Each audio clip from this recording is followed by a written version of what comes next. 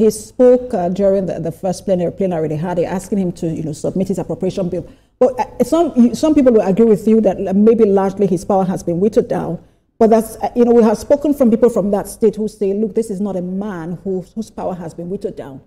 He's not been foolish, in quoting all of the matter, that he's just embracing the path to peace so that you can have progress and prosperity in Rivers State. Yes, peace is what is required for democracy to even thrive. Because when you go into the nitty-gritties as to whether or not the state of emergency was proper or improper, we're still going to meet crisis. You understand? We're still going to meet crisis. Or whether what the House of Assembly did or did not do, or what the governor did or did not do, if we begin to probe all that after all this problem, we're still going back to the problem.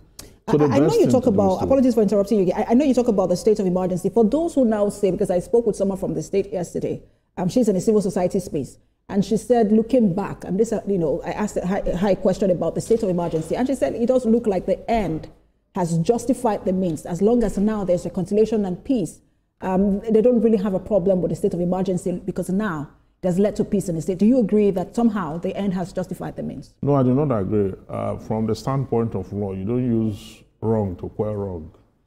Okay, so what you call peace today is because there has been a state of emergency and now everyone has resumed.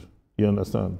It's too early in the day to say that the state of emergency has quelled the crisis in Rivers State and has brought peace. It's too early in the day. Let's watch it for the next 1 year. Because you have 40 cases in court as we speak. So cases in court is dispute. Maybe the state of emergency, because these persons were sacked, they are no longer in the flashpoint. There's nothing they could have done. You understand? So it's too early in the day to say that there's now peace.